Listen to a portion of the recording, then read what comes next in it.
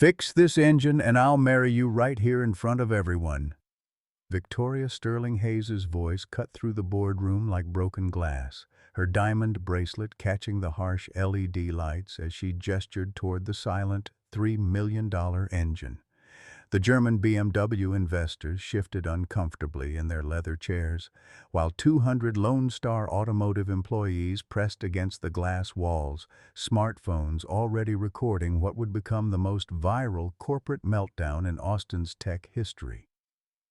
Marcus Washington stood frozen in the doorway, his maintenance uniform a stark contrast to the sea of tailored suits.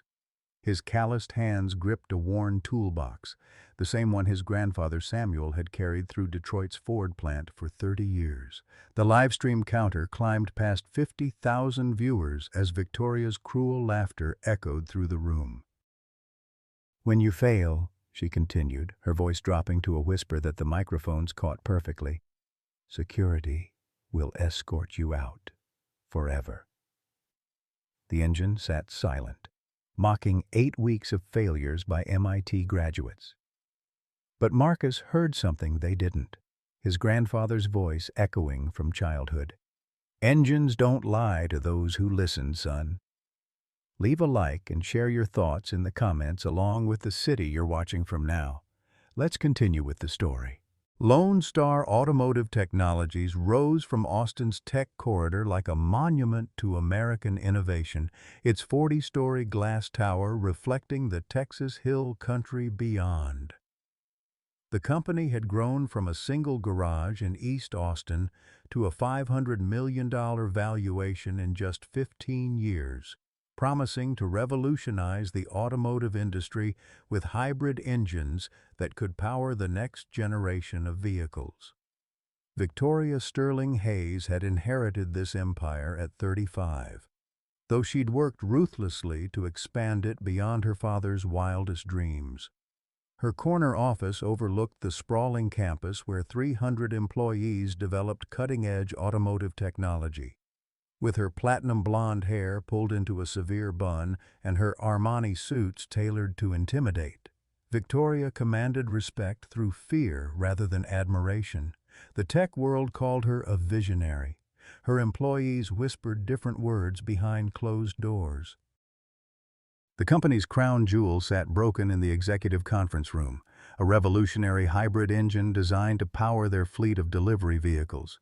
This wasn't just any engine. It represented 3 years of development, 47 patents, and the engineering dreams of Austin's brightest minds. The machine could theoretically achieve 93% efficiency, revolutionizing the delivery industry overnight and securing Lone Star's position as a global automotive leader. But for 8 weeks, this technological marvel had defied every attempt at repair. 3 separate teams of Ivy League engineers had failed. 67 diagnostic tests had yielded nothing but frustration and mounting pressure from investors.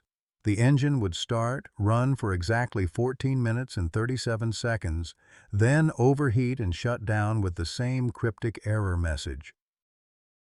Marcus Washington had walked these marble floors for 3 years, invisible to the executives who stepped around him like furniture.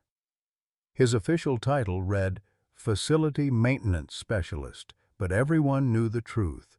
He emptied trash cans, mopped floors, and endured the daily humiliation of being the most educated janitor in Austin's tech corridor. His community college engineering degree hung framed in his studio apartment in East Austin, a bitter reminder of dreams deferred by medical bills and circumstances beyond his control. While his classmates had transferred to 4-year universities, Marcus had chosen sacrifice. His mother Rosa's cancer treatments came first, always. The chemotherapy sessions cost $3,000 each. Insurance covered 60%. The math was simple and devastating. Every evening after his maintenance shift, Marcus would drive his grandfather's old Ford pickup to Mount Olive Baptist Church, where he helped Pastor Williams repair the aging heating system. The congregation knew him as Samuel Washington's grandson. That was enough. In their eyes, he carried the legacy of a man who'd fixed engines when Detroit was the heart of American manufacturing. But at Lone Star, Marcus remained invisible, carrying his grandfather's toolbox like a sacred relic, while brilliant engineers with prestigious degrees failed to solve problems that whispered solutions to anyone who knew how to listen. Tonight, as German BMW investors prepared to arrive for the final evaluation, Marcus would discover that sometimes the most powerful expertise comes wrapped in the most unexpected packages. The crisis had been building for weeks, like storm clouds gathering over the Texas hill country. Victoria's morning meetings grew louder, her demands more unreasonable as the German BMW delegation's arrival date approached. She paced the boardroom like a caged predator, her Louboutin heels clicking against marble floors in sharp, angry rhythms that made interns flinch. $67 million! She screamed at the engineering team during Tuesday's disaster meeting. That's what we lose if this engine doesn't work by Friday. $67 million that could have bought us market dominance in 3 major cities. The engineers, Harvard, MIT, and Stanford graduates, sat frozen in expensive suits, their laptops displaying the same error codes they'd been staring at for 8 weeks. Their combined salaries exceeded $2 million annually, yet none of that mattered now. The engine's hybrid system refused to maintain proper combustion timing. Every time they thought they'd found the solution, the machine would overheat, smoke, and shut down with the same maddening precision. Team leader Dr. Sarah Chen, MIT class of 2018, had dark circles under her eyes that concealer couldn't hide. Her team had tried everything: software patches, hardware replacements, complete system rebuilds. They'd even consulted with automotive engineers from Detroit, brought in specialists from California, and hired a feng shui consultant after someone suggested the office energy might be interfering with the machine. Marcus observed it all from his invisible position, emptying waste baskets and refilling water pitchers, while brilliant minds struggled with problems that whispered solutions to anyone who understood the language of engines. Late at night, when he mopped the boardroom floors, he'd study the technical specifications left scattered on the conference table. The engine was built in Munich, using metric measurements, but the management software was developed in Texas using imperial units. A simple conversion error could create cascading synchronization problems. His grandfather Samuel's voice echoed in his memory. "Son, an engine doesn't care about your diploma or the color of your skin. It only responds to those who truly listen to its heartbeat." Marcus had learned to diagnose problems through sound, vibration, even smell. A slight irregularity in timing could indicate worn components. A particular scent might reveal oil degradation or coolant issues. These weren't skills taught in textbooks. They were inherited wisdom passed down through generations of men who understood that machines had souls. The German investors arrived Wednesday morning, their black Mercedes sedans pulling up to Lone Star's entrance like a funeral procession. Klaus Müller, CEO of BMW's Advanced Propulsion Division, had flown from Munich specifically to evaluate the hybrid technology. His reputation for technical perfectionism was legendary. Companies either impressed him completely or failed spectacularly. Dr. Elena Rodriguez, former Tesla engineer and current automotive consultant, accompanied the delegation. Her presence meant this wasn't just a business meeting, but a technical evaluation that could make or break Lone Star's future. Victoria's desperation showed in small ways. Her usually perfect makeup appeared slightly smudged by Wednesday evening. Her assistants scurried through hallways carrying endless cups of coffee and stress management supplements. The executive bathroom had become her private screaming room, where she unleashed frustrations that couldn't be displayed publicly. Security guards reported hearing muffled shouting and the sound of expensive heels kicking metal trash cans. Thursday morning brought catastrophe. And the final diagnostic test failed spectacularly, filling the boardroom with acrid smoke and triggering the fire suppression system. Engineers stood dripping wet, their expensive laptops ruined, their reputations hanging by threads thinner than spider silk. The smell of burnt electronics mixed with chemical fire suppressant created an atmosphere of defeat that permeated the entire floor. Klaus Muller watched the disaster unfold with Germanic stoicism, his expression revealing nothing. Dr. Rodriguez took detailed notes, her pen moving in sharp, precise strokes across leather-bound pages. The other German investors exchanged glances that suggested their private jets might be departing earlier than planned. The $150 million partnership that would have launched Lone Star into global prominence seemed to evaporate like morning mist. Victoria convened an emergency all-hands meeting that afternoon.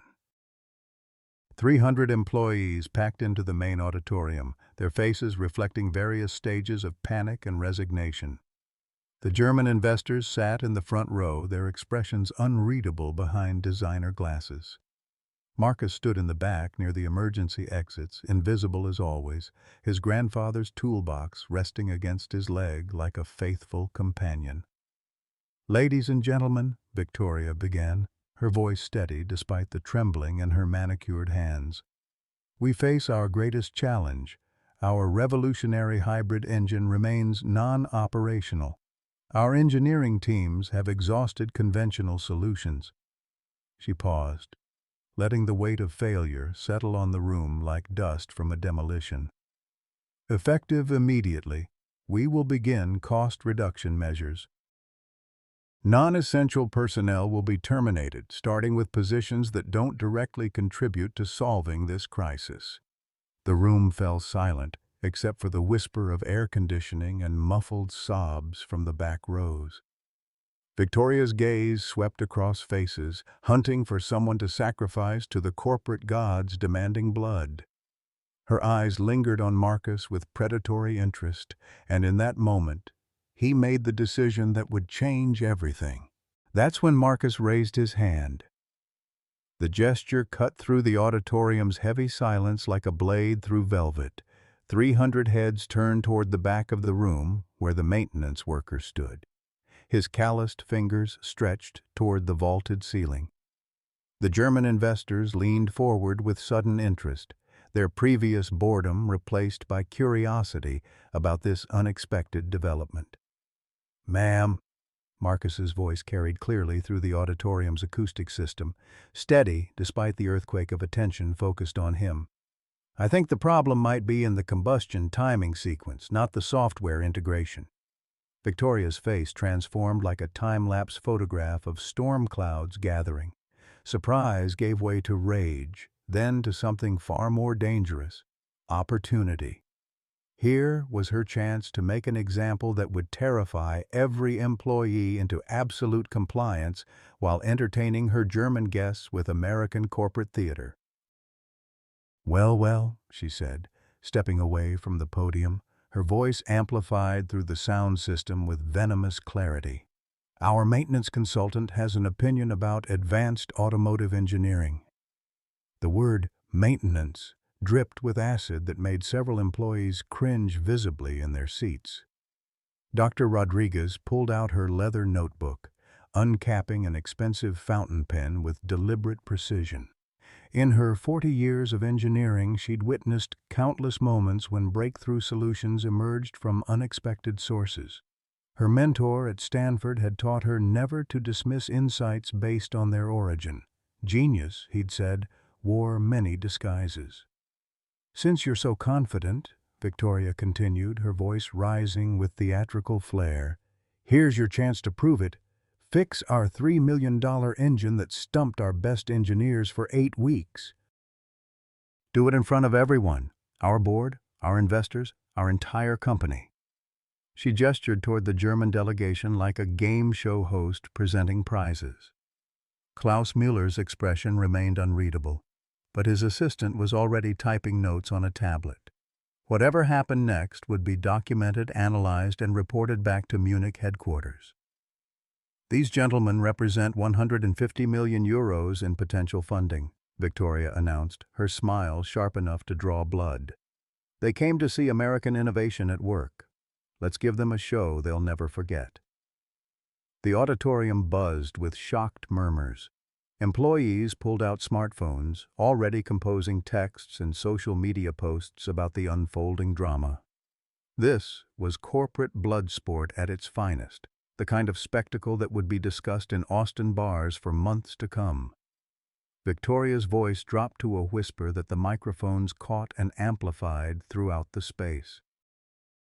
Here are the stakes, Marcus. You have exactly 2 hours to diagnose and repair what our MIT-trained engineers couldn't fix in 8 weeks. She paused for dramatic effect, savoring the moment like fine wine. If you succeed, which we both know you won't, I'll personally marry you right here in this auditorium. The crowd erupted in gasps and nervous laughter.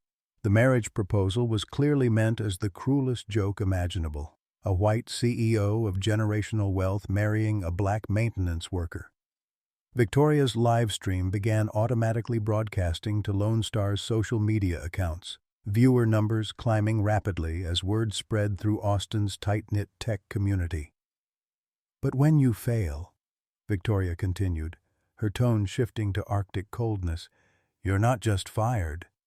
You're banned from this building permanently. Security will escort you out, and I'll personally ensure that every tech company in Austin knows about your spectacular failure, Doctor.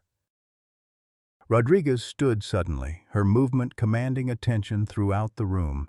At 62, Elena Rodriguez had revolutionized electric vehicle powertrains during her tenure at Tesla. Her consulting firm counted every major automotive manufacturer as clients. When she spoke, engineers listened with the reverence typically reserved for religious leaders. "I'll serve as technical witness," she announced, her voice carrying the authority of someone who'd never been questioned about engineering matters. "This challenge requires neutral oversight to ensure fairness and accuracy." Victoria's confident smile flickered momentarily. She hadn't anticipated this development. Dr. Rodriguez's involvement legitimized the challenge, transforming it from corporate humiliation theater into a formal technical evaluation witnessed by one of the industry's most respected authorities. Klaus Müller nodded approvingly, his precise English carrying the weight of German industrial authority. "Excellent. Herr Washington, you have our complete attention. We are most curious to observe American problem-solving methodologies in action." The auditorium erupted in whispered conversations as the magnitude of the moment settled into collective consciousness. Marketing assistants scrambled to optimize camera angles and lighting for the live stream. Social media managers crafted hashtags. #Lone Star Challenge, #Engineering Test, Innovation, at work.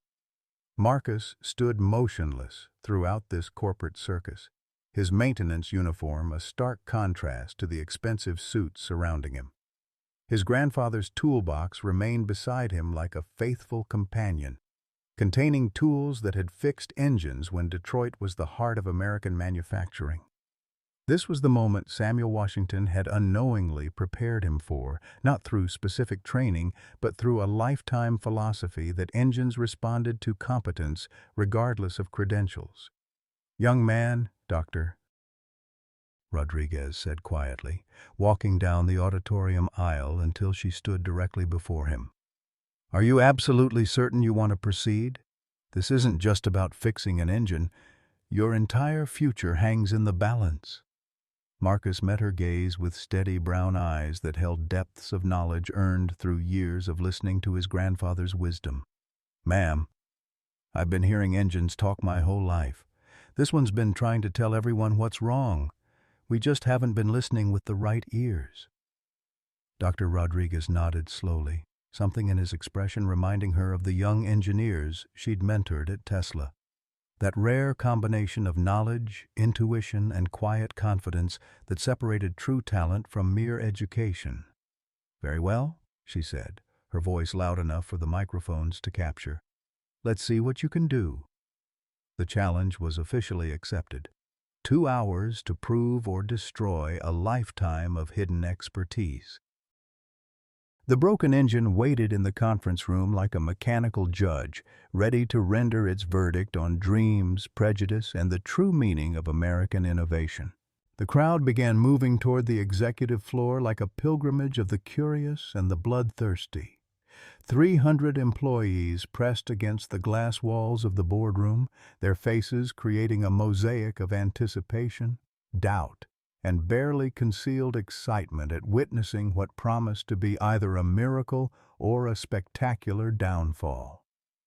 The German investors arranged themselves in executive leather chairs like a tribunal of industrial judgment, Klaus Müller checking his platinum Rolex with Germanic precision. Marcus approached the silent engine slowly, his maintenance uniform a jarring contrast to the sea of tailored suits surrounding him. The machine dominated the conference table like a technological altar, chrome and steel components catching the LED lighting, creating shadows that seemed to pulse with mechanical possibility. Diagnostic equipment surrounded the hybrid engine, laptops displaying endless error codes, oscilloscopes tracing electromagnetic signatures, temperature sensors monitoring thermal patterns that had confounded engineers for 8 weeks. The livestream viewer count climbed past 75,000 as word spread through social media networks. Comments flooded in from automotive professionals, engineering students, and curious observers drawn by the unprecedented nature of the challenge. The hashtag #LoneStarChallenge began trending across Austin's tech community, with competing companies' employees tuning in to witness what many assumed would be Lone Star's public relations disaster. Marcus placed both calloused hands flat against the engine block, closing his eyes with the reverence of a musician tuning a precious instrument. The crowd's whispers died to absolute silence.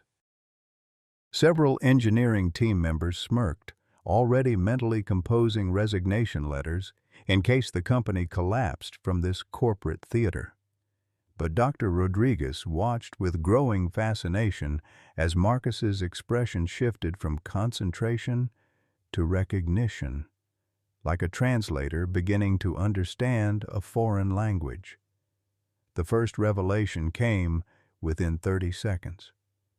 "She's fighting herself," Marcus said suddenly, his voice carrying clearly through the boardroom's acoustics. "The engine components are perfect, but the timing system is trying to compensate for problems that don't actually exist." He opened his eyes, looking directly at Klaus Müller with respectful confidence. "Sir, this engine was manufactured in Munich using metric specifications, correct?" "Yeah, this is correct," Klaus replied, his eyebrows rising slightly at the unexpected technical question. "Our precision tolerances are measured to hundredths of millimeters. German engineering standards demand absolute accuracy." Marcus nodded thoughtfully, his hands still resting on the engine. "But the management software was programmed here in Texas. American automotive standards typically use imperial measurements with different tolerance ranges." He gestured toward the diagnostic screens displaying incomprehensible data streams. "The engine is trying to maintain German precision while the software expects American tolerances. It's like trying to conduct a symphony orchestra when every instrument is tuned to a slightly different key." Victoria's confident expression flickered as Marcus demonstrated actual knowledge of the manufacturing process. The livestream comments exploded with technical discussions as automotive engineers worldwide recognized the sophisticated nature of his analysis. Several Tesla and Ford engineers joined the conversation, sharing the stream across professional networks with grudging admiration for the unexpected expertise. And Dr. Rodriguez stepped forward, her engineering instincts fully engaged. "Explain the harmonic theory," she said, her fountain pen poised over official documentation. "Every engine has a natural frequency," Marcus replied, his confidence growing as the technical logic unfolded. "The RPM range where all components work in perfect synchronization. This hybrid was designed to operate at 3,400 RPM for optimal efficiency. But the management system was calibrated to expect imperial measurements, so it's trying to maintain a harmonic frequency that doesn't match what the mechanical components can actually deliver." He pointed to the oscilloscope displaying wave patterns that had mystified the engineering teams. See those irregular spikes at 14-minute intervals. That's the engine trying to find its natural rhythm while the software forces it into an artificial pattern. The timing becomes more chaotic until the system overheats and shuts down as a safety measure. Marcus walked to the engine's technical documentation, spreading German blueprints across the polished conference table. His finger traced specifications with the precision of someone who'd studied these documents during countless late-night cleaning sessions, memorizing every detail while the world assumed he was simply emptying trash cans. The crankshaft was machined in Munich to 87.63 millimeters diameter, he said, pointing to German engineering specifications. But the management software assumes 3.45 inches, which converts to 87.63 millimeters mathematically. They should be identical, but manufacturing tolerance makes them mechanically different. Dr. Rodriguez leaned over the blueprints, following his calculations with the intensity of someone recognizing genuine expertise. Continue your analysis. German manufacturing tolerance allows plus or minus 0.001 millimeters, Marcus explained, pulling digital calipers from the diagnostic equipment to measure various components with practiced efficiency. American tolerance typically allows plus or minus 0.005 inches, which equals approximately 0.127 millimeters. The German components are manufactured to much tighter standards than the software expects. The technical precision of his explanation sent ripples of amazement through the engineering teams.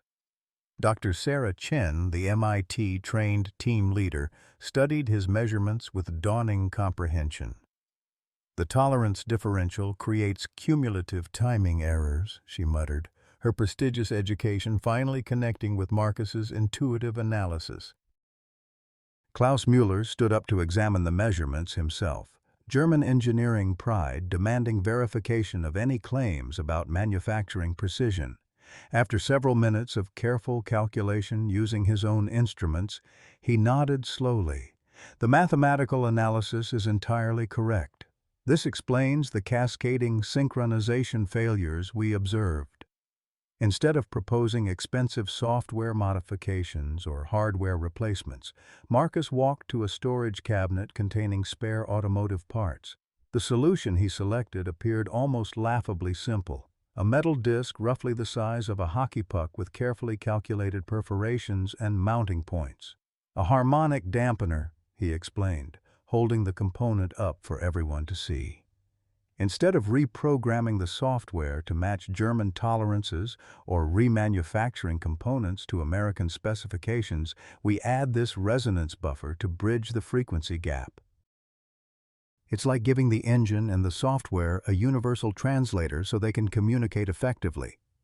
Victoria's live-stream comments had reached 100,000 viewers, with automotive professionals from Detroit to Stuttgart discussing the elegance of the proposed solution. Her confident expression cracked completely as she realized the magnitude of what was unfolding. You're suggesting a $47 part can solve a problem that's cost us 8 weeks and millions in consulting fees? Sometimes the most elegant engineering solutions are the simplest ones, ma'am, Marcus replied with quiet dignity. The engine and the software are both perfect at what they were designed to do. They just need help understanding each other's language. He began installing the harmonic dampener with movements that spoke of years of mechanical experience. His hands worked with the confident precision of someone who'd rebuilt countless engines in Detroit garages, community college workshops, and late-night apartment maintenance sessions. Every motion was economical, purposeful, born from muscle memory developed through thousands of hours working with tools that had belonged to his grandfather. Dr. Rodriguez watched every movement with professional fascination, recognizing the kind of intuitive mechanical knowledge that couldn't be taught in classrooms. "Where did you learn harmonic resonance engineering?" she asked. "My grandfather Samuel taught me that engines have souls," Marcus said. tightening the final connection with a worn wrench that had fixed Ford engines when Detroit was America's automotive heart. You can't repair a soul with software updates or replacement parts. You have to listen to what it's trying to tell you, then help it find its natural rhythm. Machines don't lie to people who know how to hear their heartbeat. The installation process took exactly 12 minutes, requiring no modifications to the original German design. The dampener fit perfectly into existing mounting points, a testament to the universal principles of mechanical engineering that transcended national boundaries and cultural differences. It represented engineering elegance at its purest, solving complex problems through simple, intuitive solutions born from deep understanding rather than expensive complexity. As Marcus stepped back from the completed installation, the boardroom fell into expectant silence. The live stream had attracted over 120,000 viewers from around the world. Comments flooded in from automotive engineers in Germany, Japan, and America, many expressing amazement at witnessing genuine mechanical intuition in action. "Ready for testing," Marcus announced quietly, his voice steady despite the magnitude of the moment. Klaus Muller checked his watch one final time. 1 hour and 47 minutes had elapsed. If Marcus's analysis proved correct, the engine should now operate flawlessly, solving a crisis that had threatened to destroy Lone Star's future. If he was wrong, his career and reputation would be demolished in the most public way imaginable. Dr. Rodriguez positioned herself at the diagnostic equipment, her experienced eyes ready to interpret every data stream and measurement. The German investors leaned forward with collective anticipation, their $150 million investment hanging in the balance. Victoria's smartphone captured every moment for the thousands of online viewers who had become emotionally invested in this unlikely story of hidden talent challenging corporate prejudice. The moment of truth had arrived. 8 weeks of failure by credentialed experts hung in the air like morning fog. Could a maintenance worker with a community college degree succeed where Harvard and MIT graduates had failed? The engine held its mechanical breath, ready to reveal its secrets to anyone who had truly learned to listen to its voice. "Start the engine," Dr. Rodriguez commanded, her voice cutting through the silence like a surgeon's scalpel. The ignition key turned with a metallic click that echoed through the boardroom like a gunshot. 300 people held their breath as the hybrid engine awakened, its initial rumble filling the space with mechanical thunder that seemed to shake the building's steel foundations. But something was immediately, unmistakably different. The harsh, irregular knocking that had plagued the engine for 8 weeks was gone. In its place emerged a smooth purring, the sound of precisely timed combustion chambers firing in perfect synchronization. Each cylinder contributed to a harmony that made Dr. Rodriguez's eyes widen with recognition. This was what automotive perfection sounded like. Marcus stood beside the engine, his calloused hand resting lightly on the vibrating surface. Where once he had felt the desperate struggle of components fighting against each other, now he sensed the calm confidence of machinery operating within its natural rhythm. The harmonic dampener had worked exactly as his grandfather's wisdom had predicted, not through complex engineering theory, but through simple understanding of how machines communicated their needs. The diagnostic screens exploded with green indicators for the first time in 67 days. Temperature readings stabilized in optimal ranges. Pressure sensors registered perfect compression across all cylinders. The management system's error messages vanished, replaced by steady streams of operational data that made the MIT-trained engineering team gasp in collective amazement. "Mein Gott," Klaus Muller whispered, his Germanic composure cracking as he stared at readings that exceeded his own Munich engineer's theoretical projections. The engine was operating at 97.3% efficiency. 4 percentage points higher than the design specifications had promised. Dr. Rodriguez moved between diagnostic stations like a conductor reading sheet music, her trained eyes absorbing data that told an incredible story. Oil pressure steady at optimal levels, engine temperature holding at 187 degrees Fahrenheit. Harmonic frequency locked at 3,400 RPM with zero deviation. She looked up at Marcus with something approaching reverence. In 40 years of automotive engineering, I have never seen diagnostic readings this clean. Your grandfather would be extraordinarily proud. The live stream viewer count had climbed past 150,000, with automotive professionals from around the world sharing the video across LinkedIn and Twitter. Comments flooded in faster than moderators could process them, expressions of amazement from Detroit auto workers, German engineering students, and Tesla technicians who recognized they were witnessing something genuinely remarkable. Victoria's face had drained of color as the magnitude of her miscalculation became undeniable. Her live stream, intended to showcase Marcus's inevitable failure, had instead broadcast his triumph to a global audience that was rapidly turning him into a folk hero. The comments section had transformed from anticipating his humiliation to celebrating his vindication of blue-collar wisdom over corporate arrogance. "Fine, it's running," Victoria said, her voice tight with barely controlled panic. "But can it actually power our delivery vehicles under real-world conditions?" Through the boardroom's floor-to-ceiling windows, employees could see Lone Star's prototype delivery truck parked in the courtyard below. The vehicle had sat motionless for 8 weeks, its advanced navigation systems useless without a functioning power source. The truck represented the company's entire future, the first in a planned fleet of hybrid delivery vehicles that would revolutionize logistics across Texas and beyond. Marcus nodded toward the truck with quiet confidence that had replaced his earlier nervousness. "Let's see what she can do, ma'am." The engine's power flowed through transmission systems and electrical generators with the smoothness of water finding its natural course. Dashboard lights illuminated in sequence as the delivery vehicle's computer systems came online for the first time since the crisis began. GPS navigation activated.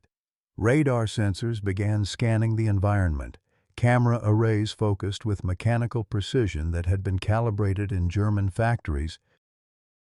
The crowd pressed against the windows as the truck's headlights brightened, drawing power from the perfectly synchronized engine. Slowly, almost ceremonially, the vehicle began to move. It backed out of its parking space with computer-controlled precision, navigated around landscaping obstacles, and executed a flawless parallel parking maneuver that drew spontaneous applause from the watching employees. For 37 minutes, the engine ran without a single irregularity. The dreaded 14-minute shutdown point passed without incident. 20 minutes beyond that milestone, the hybrid system continued operating with Germanic precision, powered by American innovation and guided by Detroit mechanical wisdom passed down through 3 generations of the Washington family. Klaus Muller's assistant typed furiously on her tablet, documenting performance metrics that exceeded every specification in their original investment proposal. The other German investors huddled in rapid conversation, their expressions shifting from skepticism to amazement to barely contained excitement about partnership possibilities that had suddenly expanded beyond their most optimistic projections. The live stream had become a global phenomenon. Automotive engineering professors from MIT and Stanford were assigning the video as required viewing. Detroit auto workers were sharing it with pride, seeing vindication of their own expertise. Social media influencers who normally focused on technology trends found themselves discussing mechanical engineering principles they barely understood. Dr. Rodriguez finally called for the demonstration to end. "Shut it down," she commanded. "We have seen more than enough evidence." The engine settled into silence with the satisfied sigh of machinery that had finally found its purpose. The diagnostic screens maintained their green glow for several seconds before fading to standby mode, like applause slowly dying after a perfect performance. The delivery truck returned to its parking space and powered down its systems with electronic contentment, having proven that American ingenuity could indeed match German precision when guided by genuine understanding. The boardroom remained silent for long moments as the magnitude of what had just occurred settled into collective consciousness. 8 weeks of failure had been resolved in under 2 hours by someone whose official job description included emptying waste baskets. The implications stretched far beyond the immediate technical success. This was a story about hidden talent, corporate prejudice, and the dangerous assumptions that could blind organizations to the expertise existing within their own walls. Dr. Rodriguez was the first to break the silence, walking to Marcus with formal respect that acknowledged not just his success, but the dignity with which he had endured years of being underestimated. "That was extraordinary engineering intuition," she said, extending her hand. "Where others saw software problems, you heard mechanical poetry. Your solution was elegant, cost-effective, and brilliant in its simplicity." Klaus Müller approached next, his handshake firm with German approval that carried the weight of industrial tradition. "Herr Washington, your diagnostic methodology has impressed our entire delegation. This represents exactly the kind of innovative thinking that builds successful international partnerships. BMW would be honored to work with such exceptional talent." The German investors exchanged meaningful glances, their calculations extending far beyond technical assessments. The live stream had reached nearly 200,000 viewers, generating the kind of positive publicity that money couldn't buy. More importantly, they had witnessed authentic American innovation, not the manufactured variety that dominated corporate presentations, but the real thing, born from necessity, nurtured by tradition, and refined through years of being overlooked by people who confused credentials with competence. Victoria stood frozen near the floor-to-ceiling windows, her smartphone still recording a live stream that had become her own professional obituary. The comments were no longer about Marcus's inevitable failure. They celebrated his triumph while questioning her leadership judgment with harsh clarity. Industry leaders were already discussing the video in private messages, wondering how Lone Star's CEO could have been so blind to talent working within her own company. But the story was far from over. What came next would determine whether this moment of triumph could survive the corporate machinery designed to protect established hierarchies, or whether Marcus Washington would become another casualty of a system that preferred comfortable prejudices to uncomfortable truths about where real expertise might be hiding. The engine sat silent now, but its voice had been heard around the world. The triumph lasted exactly 14 minutes, the same duration the engine had run before failing for 8 weeks. Then, reality struck with the force of corporate machinery designed to protect established hierarchies from uncomfortable truths. Victoria's initial shock transformed into something far more dangerous: calculated survival instinct. She had built her empire by destroying threats before they could destroy her, and Marcus Washington had just become the greatest threat to her authority she had ever faced. The live stream was still broadcasting to nearly 200,000 viewers when she made the decision that would seal both their fates. "Ladies and gentlemen," Victoria announced, her voice regaining its commanding authority as she stepped back to the podium, "while Mr. Washington's temporary fix is interesting. We cannot base our company's future on untested solutions from unqualified personnel." Her tone carried the dismissive weight of corporate authority designed to minimize what everyone had just witnessed. The boardroom erupted in confused murmurs. Employees who had just watched Marcus solve an 8-week crisis in 2 hours couldn't comprehend how Victoria could dismiss such obvious competence. But she had survived 15 years in Austin's cutthroat tech world by understanding that perception often mattered more than reality, and she still controlled the narrative within her own company.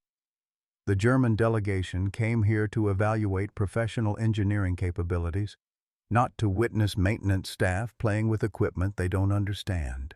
Victoria continued, her words carefully chosen to undermine Marcus's achievement while maintaining plausible deniability. We cannot risk a €150 million partnership on amateur hour theatrics. Klaus Müller's expression shifted from amazement to confusion. Dr. Rodriguez closed her notebook with sharp disapproval, her 40 years of engineering experience recognizing corporate politics attempting to overrule technical truth. The live stream comments exploded with outrage as viewers realized they were witnessing not just incompetence, but active suppression of demonstrated expertise. Marcus felt the familiar weight of invisibility settling over him like a shroud. This was the pattern he had endured for 3 years. His insights dismissed, his contributions minimized, his very presence treated as an inconvenience to be tolerated rather than a resource to be valued. But now it was happening in front of 200,000 people who had seen the truth with their own eyes. Furthermore, Victoria pressed on, sensing she was losing control of the room and desperate to reassert dominance, Mr. Washington's unauthorized access to confidential technical documents represents a serious security breach.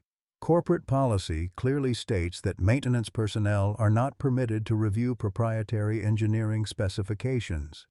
The accusation hit Marcus like a physical blow. She was criminalizing the very curiosity and dedication that had led to his breakthrough, transforming his after-hours study into evidence of misconduct. It was a masterful corporate maneuver. If she couldn't deny his competence, she could question his character and loyalty. Dr. Rodriguez stood abruptly, her movement cutting through Victoria's speech like a sword through silk. "This is unconscionable," she declared, her voice carrying the moral authority of someone who had spent decades fighting similar battles in male-dominated industries. "I have just witnessed exceptional diagnostic capability and innovative problem-solving. To dismiss such expertise for political reasons represents everything wrong with American corporate culture." The German investors exchanged glances that spoke volumes about their assessment of Victoria's leadership. Klaus Müller's assistant was typing rapidly, undoubtedly recording observations that would influence BMW's partnership decision in ways Victoria was only beginning to understand. But Victoria had crossed a line from which there was no retreat. Years of building her reputation on the systematic diminishment of others had created a pattern she couldn't break, even when it threatened to destroy everything she had worked to achieve. "Security will escort Mr. Washington from the premises immediately," she announced. "His employment with Lone Star Automotive is terminated effective immediately." The live stream comments became a torrent of outrage. Hashtags began trending. #Justice for Marcus, #Corporate Racism, Lone Star Scandal. Major news outlets were already assigning reporters to cover what was rapidly becoming a national story about workplace discrimination and corporate arrogance. 2 security guards appeared at the boardroom doors, their presence a physical manifestation of Victoria's determination to eliminate the threat to her authority. But as they moved toward Marcus, something unprecedented happened in the carefully controlled world of corporate hierarchies. Dr. Rodriguez stepped between Marcus and the security guards. "This man stays," she declared with the kind of authority that came from 4 decades of commanding respect in rooms full of people who had initially underestimated her. "As technical witness to this evaluation, I am formally recommending that BMW reconsider any partnership with an organization that demonstrates such profound leadership failures." Klaus Muller nodded slowly, his businessman's mind calculating the public relations nightmare that Victoria was creating in real time. The live stream had transformed from a private corporate matter into a global conversation about workplace equity, hidden talent, and the dangerous assumptions that could blind organizations to their own resources. The engineering teams, who had watched Marcus solve their 8-week nightmare in 2 hours, began speaking among themselves in voices loud enough to be heard throughout the boardroom. "This is insane," Dr. Sarah Chen muttered. "He fixed what we couldn't touch." Other engineers nodded in agreement, their professional integrity finally overriding their fear of corporate retaliation. Marcus himself remained silent, his grandfather's toolbox clutched in hands that had just demonstrated expertise worthy of international recognition. The weight of 3 years' humiliation pressed down on him like Texas summer heat.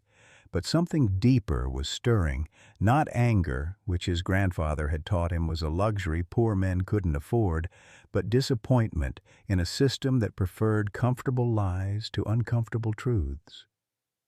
"Ma'am," he said quietly, his voice cutting through the chaos with dignified calm that made the room fall silent. "I understand you're upset. But that engine is running because somebody finally listened to what it was trying to say. Your engineers are good people who work hard, but sometimes the answer comes from places you don't expect."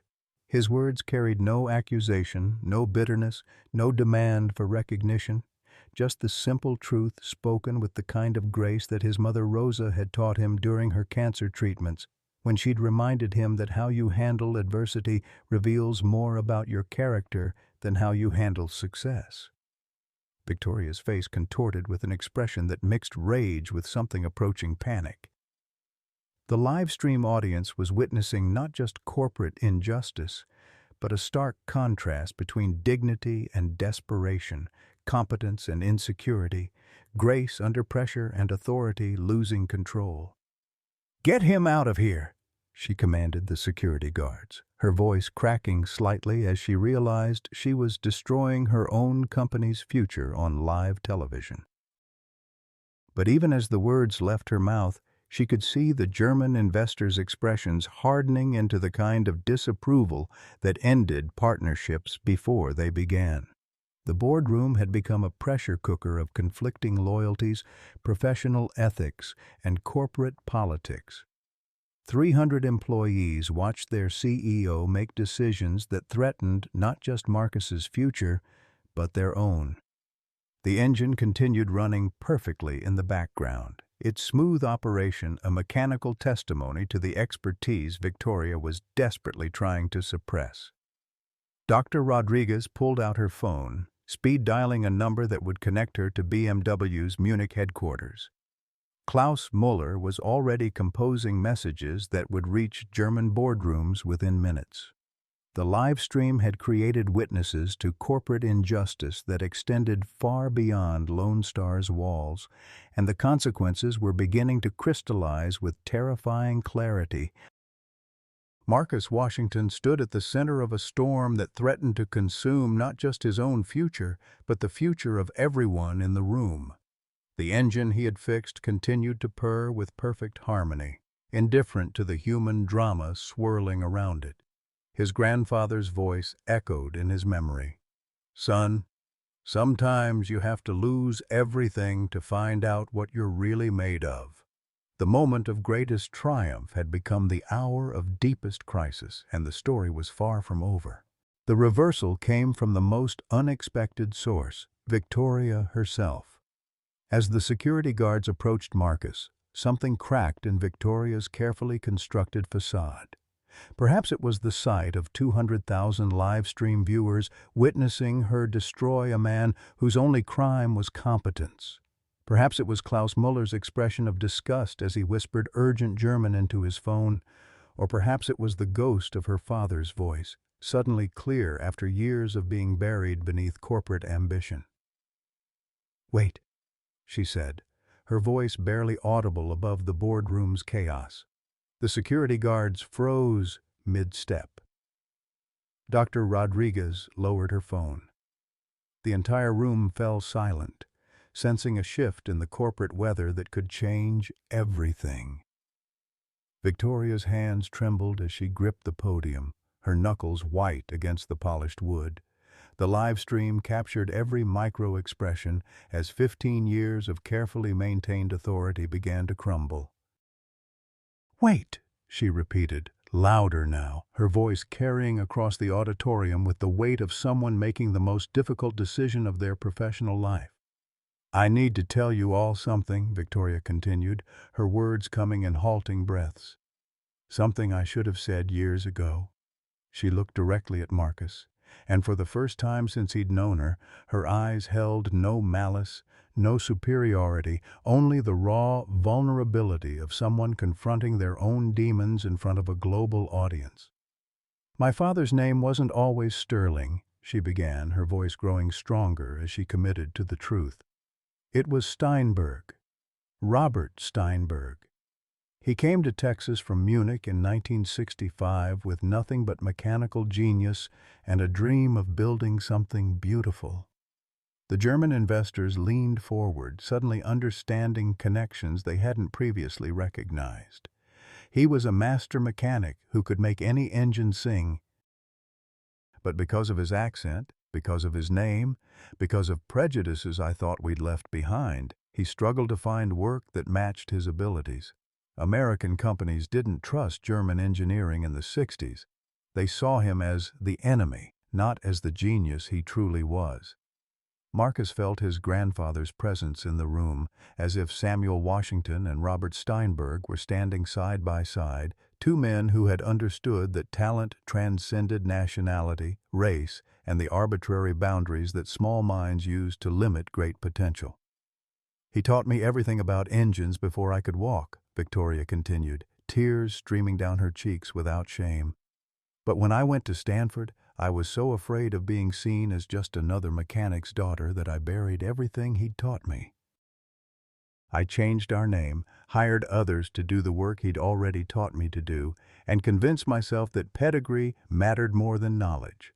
The live stream comments shifted from outrage to something approaching sympathy as viewers witnessed not just a powerful woman's breakdown, but a daughter's long overdue reckoning with her father's legacy. Klaus Mueller's expression had transformed from disapproval to recognition. He understood the weight of carrying family expertise while fighting against the prejudices that diminished its value. "When I saw Marcus fix that engine," Victoria said, her voice breaking completely, "I saw my father. I saw the kind of intuitive genius that built this company. The kind of knowledge I'd spent 15 years trying to hide from because I was ashamed of where it came from." She looked directly into the camera, addressing the 200,000 people who were witnessing her transformation. "I've been a coward and a hypocrite. I've spent my career elevating credentials over competence, prestige over performance, because I was terrified that anyone would discover I wasn't as smart as my business school classmates. But Marcus Washington is everything my father raised me to be, and everything I forgot how to recognize."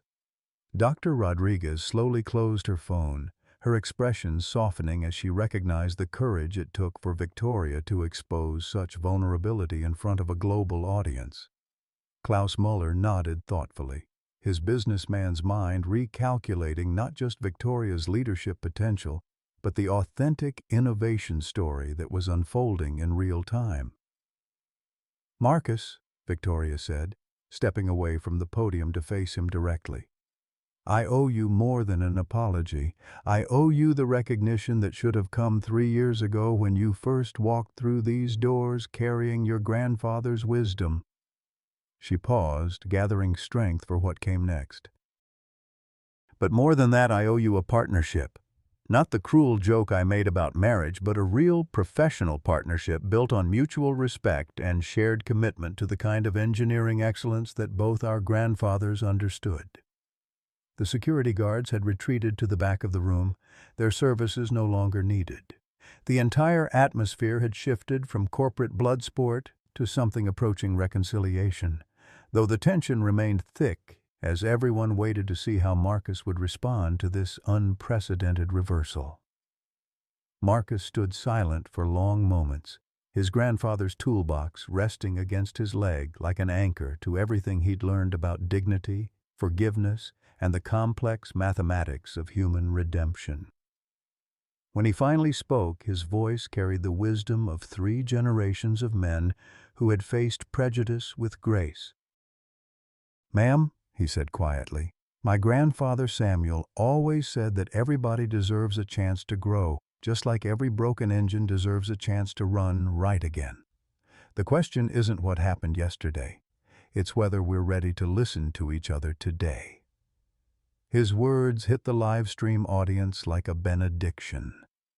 Comments flooded in from viewers who recognized they were witnessing not just corporate drama, but a master class in grace under pressure, in choosing reconciliation over revenge, in embodying the kind of character that built lasting change rather than temporary satisfaction.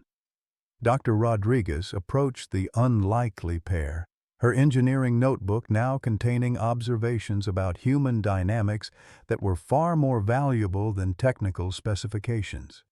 "This is why I became an engineer," she said, her voice carrying the weight of 4 decades fighting similar battles. "Not for the machines, but for moments like this when people choose to build bridges instead of walls." Klaus Müller stood, his movement commanding attention throughout the room. "Herr Washington, Frau Sterling Hayes, BMW has witnessed something today that transcends technical competence. We have seen authentic leadership emerge from crisis, watched expertise triumph over prejudice, and observed the kind of partnership that builds lasting innovation." He paused, consulting with his associates in rapid German before continuing. "Our investment commitment has just increased to €200 million, contingent upon Mr. Washington's appointment as Chief Innovation Officer and Mrs. Sterling Hayes's completion of comprehensive leadership development focused on inclusive excellence." The boardroom erupted in applause that started with the engineering teams and spread throughout the room like wildfire. The live stream had captured something unprecedented. Not just the resolution of a corporate crisis, but the birth of a new kind of leadership that recognized talent regardless of its packaging. But the most powerful moment came when Victoria extended her hand to Marcus, not as CEO to employee, but as one human being to another, both carrying the weight of family legacies that had shaped them in ways they were only beginning to understand. "Partners?" she asked, her voice containing none of the corporate authority that had defined her for 15 years, only the tentative hope of someone learning to see the world through different eyes. Marcus looked at her extended hand, then at the faces surrounding them. German investors, engineering teams, 300 employees, and 200,000 live stream viewers who had become witnesses to corporate redemption. His grandfather's voice echoed one final time. "The cream always rises to the top, son, but it rises faster when good people help it along." He took her hand with the same calloused fingers that had just fixed the unfixable, and in that moment, something new began, not just for Lone Star Automotive, but for everyone who had witnessed the transformation of prejudice into partnership, of corporate arrogance into humble collaboration. The engine continued running in perfect harmony, its mechanical voice now joined by something far more powerful, the sound of human beings learning to listen to each other across the divides of race, class, and assumption that had kept them apart for too long. 6 months later, the transformation of Lone Star Automotive Technologies had become a case study taught in business schools across America. The company's stock price had risen 43% following the viral live stream that was now simply known as the Marcus moment in Austin's tech circles. The partnership with BMW had exceeded all projections. with the hybrid engine technology being licensed to manufacturers across 3 continents. Marcus Washington's corner office on the 40th floor overlooked the same courtyard where the prototype delivery truck had demonstrated his solution to the world. His official title, Chief Innovation Officer, came with responsibilities that extended far beyond fixing broken engines. He now led a diverse team of 27 engineers, mechanics, and technical specialists recruited from community colleges, trade schools, and automotive plants across Texas and Michigan. The most profound change wasn't in the organizational chart, but in the culture itself. Victoria had undergone what she privately called her industrial therapy. 6 months of intensive leadership coaching with Dr. Rodriguez, who had taken a consulting position specifically to help rebuild Lone Star's management philosophy. The process had been painful, requiring Victoria to confront 15 years of decisions rooted in fear rather than wisdom. Success isn't about proving you're smarter than everyone else, Dr. Rodriguez had told her during one particularly difficult session. It's about creating environments where everyone's intelligence can contribute to something bigger than individual ego. Victoria's transformation hadn't been instant or painless. There had been setbacks, moments of reverting to old patterns, and countless conversations with Marcus about building trust across racial and class divides that neither of them had fully understood when their partnership began. But gradually, something genuine had emerged from the corporate wreckage of that April afternoon. The morning routine at Lone Star now began differently. Instead of Victoria's intimidating presence commanding silence, teams started each day with listening rounds, brief sessions where anyone could raise technical concerns, suggest improvements, or share insights regardless of their position on the organizational chart. The practice had originated from Marcus's observation that engines talk all the time, but you have to quiet down to hear what they're saying. Marcus's community outreach program had become the company's most celebrated initiative. Every Saturday, the Lone Star Garage opened its doors to young people from East Austin's predominantly Black and Latino neighborhoods. Under Marcus's guidance, teenagers learned not just mechanical skills, but the same philosophy his grandfather Samuel had taught him, that understanding how things work was the first step toward understanding how to make them better. 16-year-old Carlos Rodriguez, no relation to Dr. Elena Rodriguez, had shown particular aptitude for engine diagnostics. His family had immigrated from Guadalajara when he was 8, and his father worked construction while his mother cleaned office buildings. Carlos possessed the same intuitive mechanical understanding that Marcus recognized from his own reflection, the ability to hear what machines were trying to communicate. "Mr. Marcus," Carlos had said during a recent Saturday session, his hands covered in oil as he worked on a donated Ford engine, "my dad says I should focus on getting into college, not playing with old cars." "He thinks this is a waste of time." Marcus had smiled, remembering similar conversations with his own mother when she'd worried about his devotion to his grandfather's garage wisdom. "Your dad's right about education being important," he'd replied. "But there's more than one kind of smart, Carlos. The world needs people who can think with their hands as much as people who think with computers." The conversation had led to one of Marcus's proudest achievements, a partnership with the University of Texas that created automotive engineering scholarships specifically for students from families where formal higher education hadn't been accessible. Carlos would be the program's first recipient, carrying forward a tradition of mechanical excellence that transcended racial and economic boundaries. Victoria's own journey toward authentic leadership had required confronting uncomfortable truths about privilege and assumption. Her weekly visits to Mount Olive Baptist Church with Marcus and his family had initially felt like corporate penance, but gradually became genuine participation in a community that measured worth differently than business school algorithms. "You know," Rosa Washington had told Victoria during one Sunday dinner at the family's East Austin home, Marcus never once complained about how y'all treated him at that company. He'd come home tired from mopping floors and studying engine manuals, but he never said an unkind word about you. That's how I know he got his grandfather's heart along with his hands.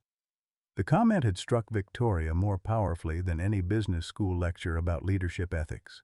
She began understanding that Marcus's grace under pressure hadn't been weakness or resignation, but strength rooted in values that her Stanford MBA program had never addressed. The partnership with BMW had evolved into something neither company had originally envisioned. Klaus Müller had become a regular visitor to Austin, working directly with Marcus on innovations that combined German precision engineering with American mechanical intuition. The collaboration had produced 3 breakthrough engine designs that exceeded efficiency standards while remaining simple enough for mechanics worldwide to maintain and repair. "What you have accomplished here," Klaus had told them during his most recent visit, "represents the future of international cooperation. Not corporate imperialism or cultural dominance, but genuine partnership between different ways of understanding excellence." Dr. Rodriguez had documented their transformation in a Harvard Business Review article titled, "When Hierarchy Meets Humanity: Leadership Lessons from the Lone Star Revolution." The piece had been downloaded over 2 million times and sparked conversations in corporate boardrooms about hidden talent, workplace equity, and the dangerous costs of making assumptions about people's capabilities based on their current positions. But the most meaningful recognition had come from an unexpected source. The Detroit Auto Workers Union had invited Marcus to speak at their annual convention, honoring him as someone who had carried forward the best traditions of American mechanical excellence while opening doors for the next generation. Standing at the podium where his grandfather's generation had fought for dignity and fair wages, Marcus had felt the weight of history and possibility converging in a single moment. "My granddaddy Samuel taught me that every engine has a story to tell," he'd told the crowd of 5,000 union members. "But engines aren't the only things that get overlooked until they break down.